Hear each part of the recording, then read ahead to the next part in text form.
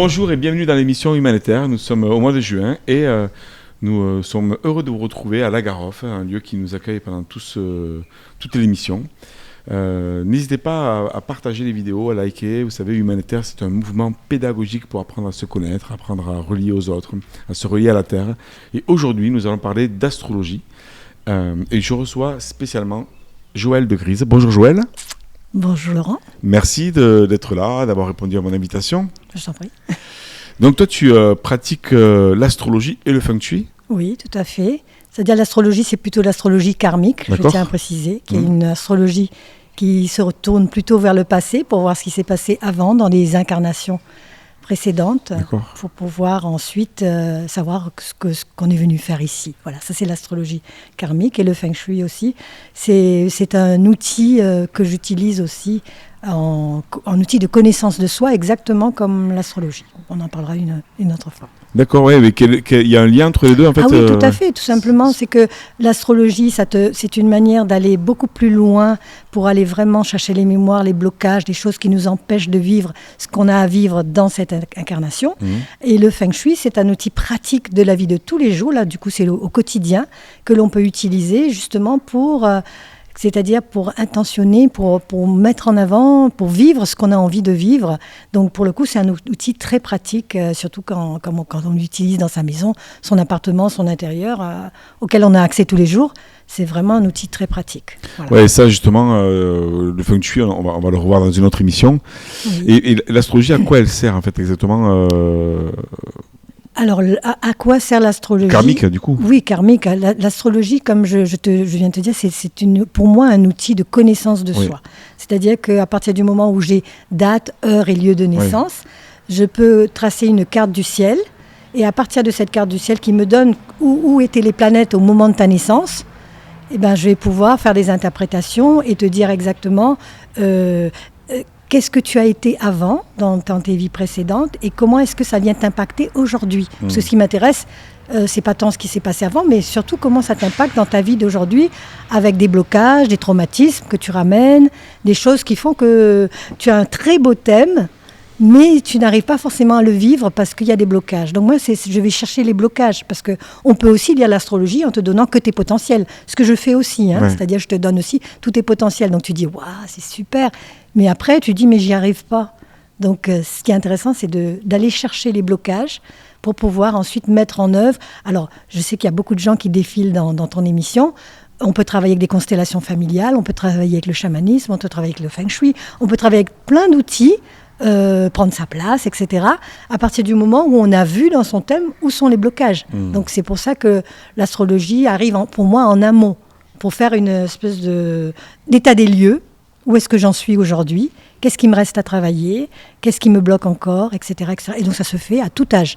Bon, le plus tôt, le mieux, je trouve. Mais bon, moi, j'ai découvert ça. Finalement, je me suis fait le thème karmique assez tardivement. Ah oui ?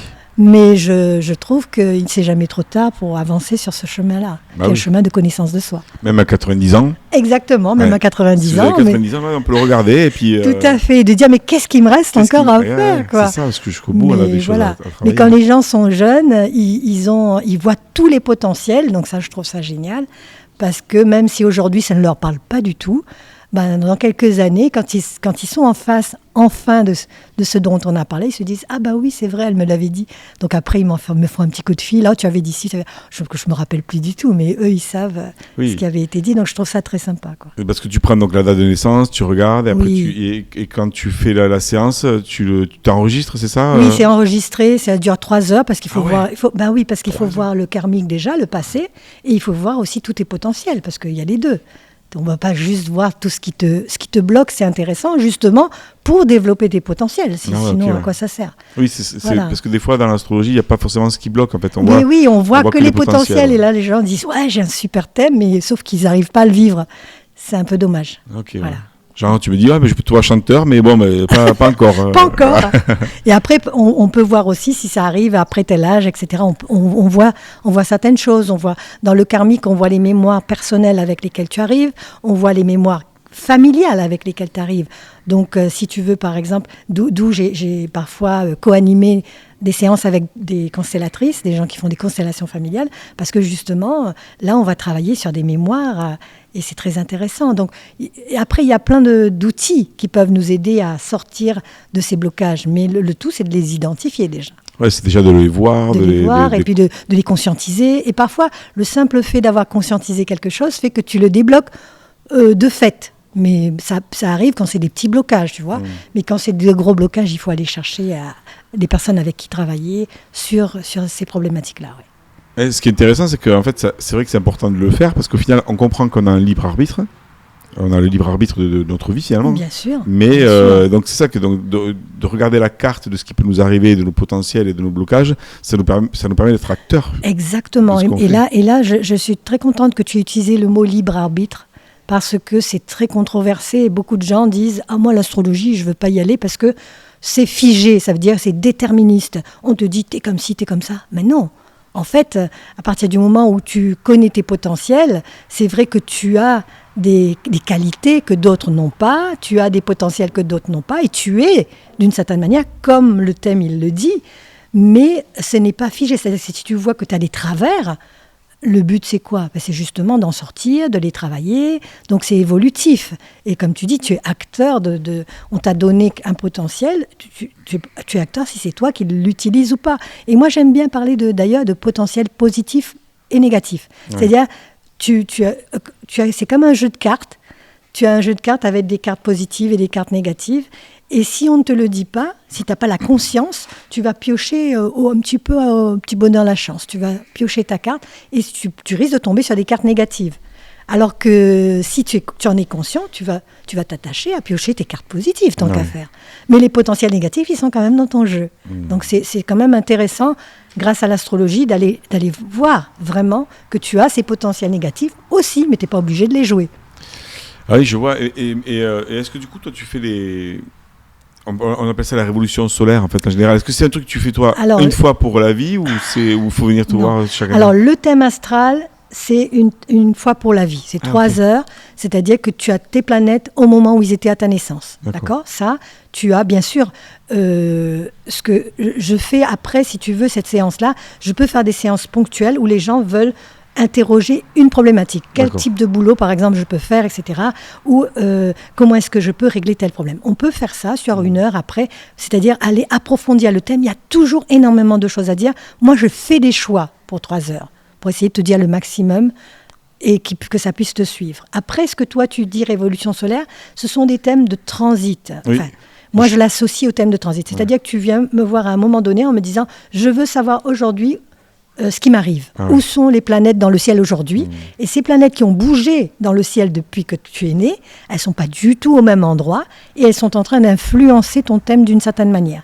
Et là, ça s'appelle un thème de transit qui va dire, bon, ben là, c'est vraiment pas le moment, enfin, c'est pas en ce moment que tu vas rencontrer ton amoureux. Hein. C'est pas vraiment le moment. Là, ton énergie, elle est plutôt dans le travail. Elle est plutôt aussi... Donc, en fait, ça remet un petit peu les choses à leur place au moment où tu consultes. Et moi, j'y associe la révolution solaire.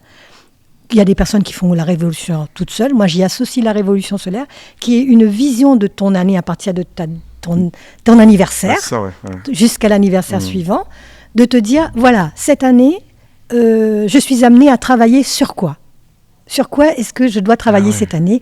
Où est-ce que je dois mettre mon énergie, etc. Donc moi, je trouve ça sympathique. Alors, c'est pas, encore une fois, je ne suis pas dans la prédiction. Je suis plutôt dans toujours l'accompagnement de la personne sur un travail sur soi. Moi, j'ai orienté mon astrologie dans ce sens-là.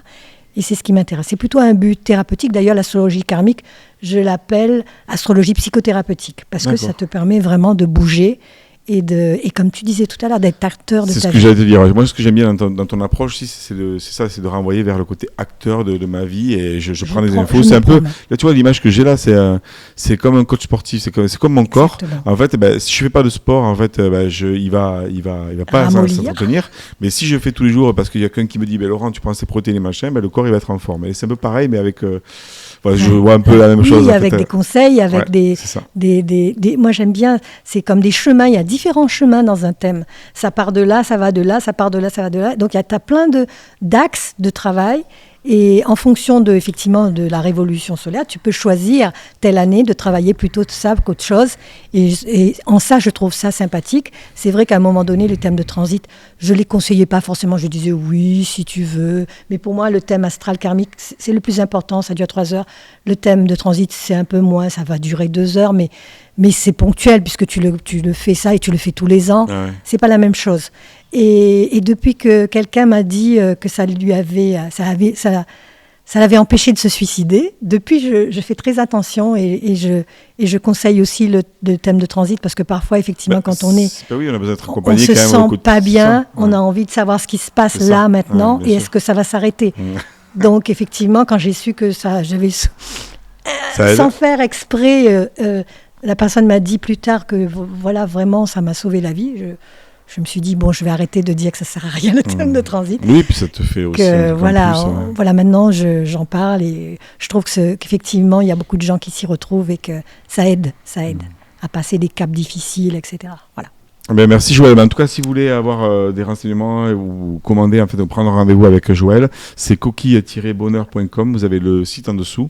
Voilà. N'hésitez pas aussi à nous commenter, voir est-ce que ça vous parle déjà l'astrologie karmique, est-ce que vous avez déjà utilisé ce terme-là ou vous avez déjà fait une séance. Voilà, je fais aussi des formations, oui. Donc pour ceux qui veulent acquérir ce que je sais, voilà. Donc si vous voulez vous former à l'astrologie, ben voilà, vous avez toutes les informations sur coquille-bonheur.com. Donc tu veux as prévu de me faire une petite séance, c'est ça ? Oui, tout à fait.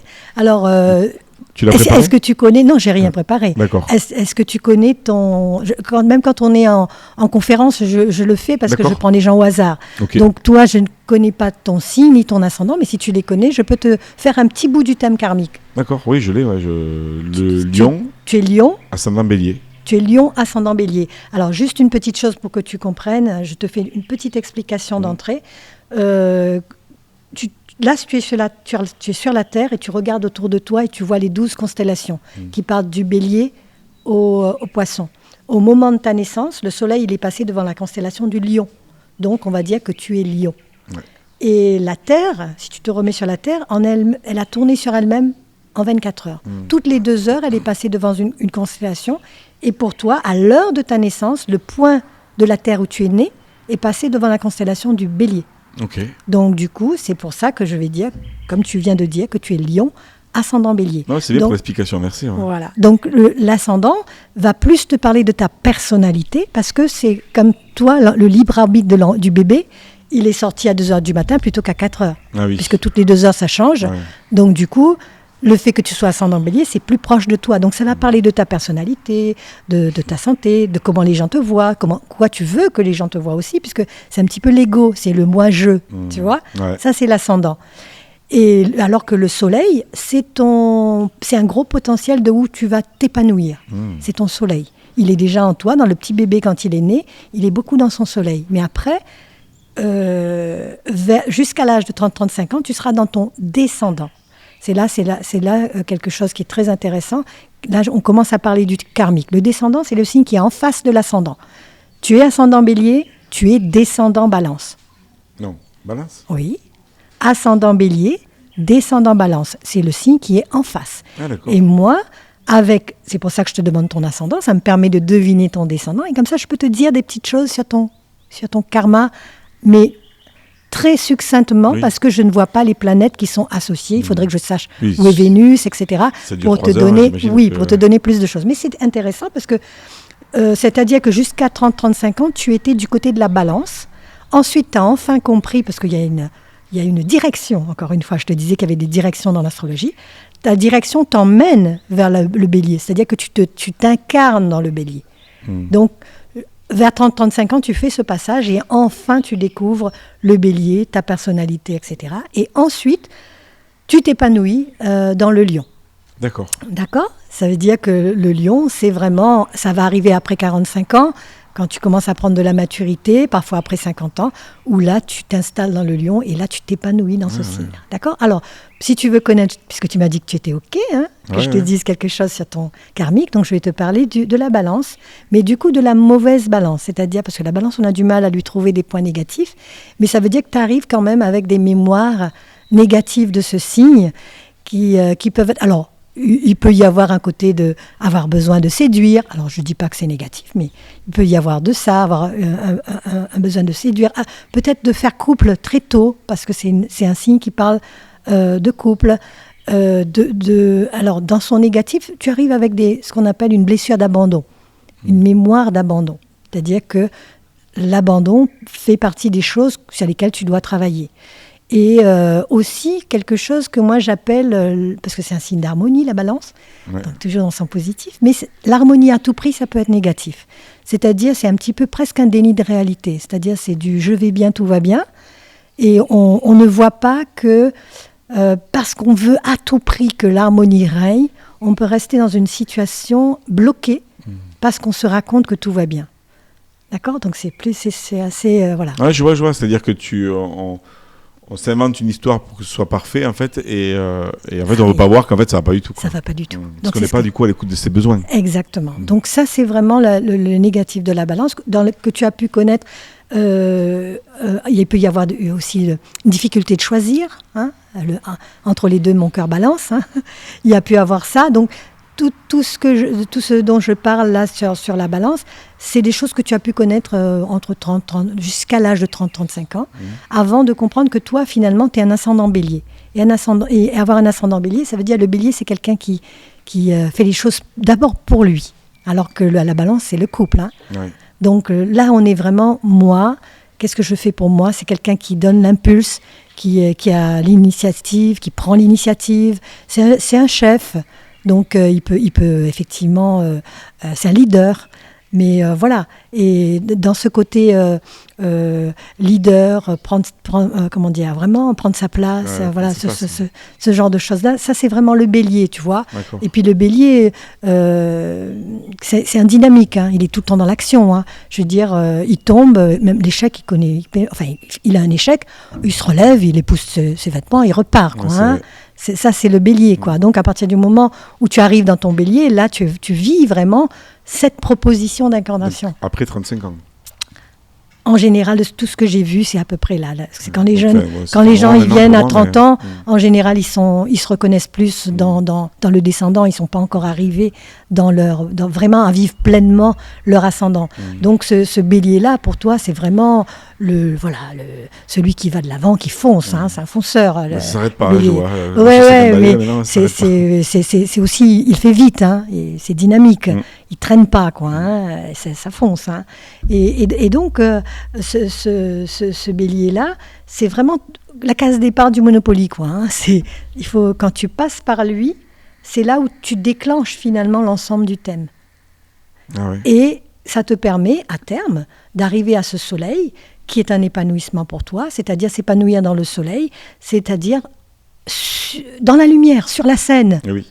C'est-à-dire que tu es quelqu'un qui peut faire du théâtre, qui peut être sur le devant de la scène. C'est le cas, d'accord ? C'est rigolo, ouais. Voilà. Et après, c'est un leader naturel, c'est un papa, puisque c'est le père. Quand je dis leader, autorité naturelle, ça veut dire que tu n'as pas besoin de monter sur la table pour dire c'est moi le chef. On vient te chercher pour ça. Parce que, bizarrement, il y a des gens, enfin dans un thème, on voit bien les gens qui savent donner des ordres à d'autres. Il y a plein de gens qui adorent qu'on leur dise quoi faire. Et oui, c'est vrai. Ouais. Et donc, et toi, tu as cette faculté-là, d'autant plus que tu as ascendant bélier aussi, qui est un autre chef, mais pas le même type. Là, on est vraiment avec le lion, l'autorité, l'énergie du feu bien maîtrisée, si tu veux. Okay. Donc après, tout ce qui est visible, tout ce qui est, toutes les choses que, voilà, c'est le luxe, le beau, la beauté, tout ça, ce sont des choses qui te parlent. Et on est encore dans l'énergie du feu, donc d'aller de l'avant, etc., d'être moteur. Hein. Donc ça, on ne peut pas te l'enlever, là, pour le coup.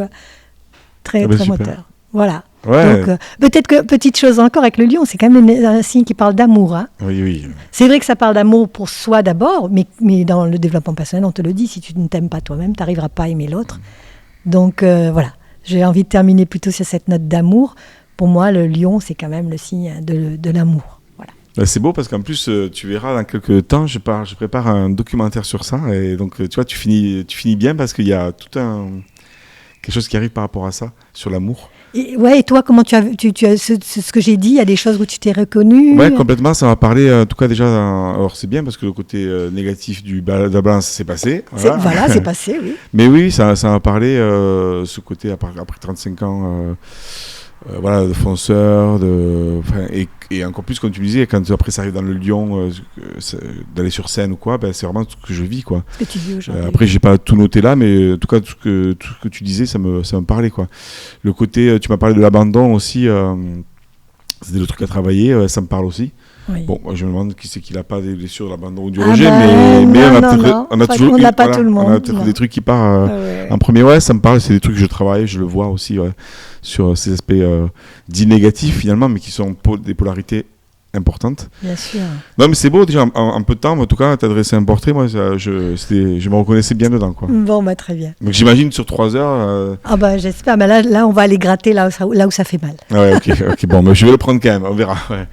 Merci Joël, en tout cas si ça vous intéresse vous aussi d'en savoir plus, si vous en parlez, n'hésitez pas à commenter, à liker la vidéo. Merci Joël, si vous voulez avoir des informations c'est coquille-bonheur.com. À très vite pour une autre vidéo alors. Tout à fait, sur le Feng Shui. Allez, viva la vida.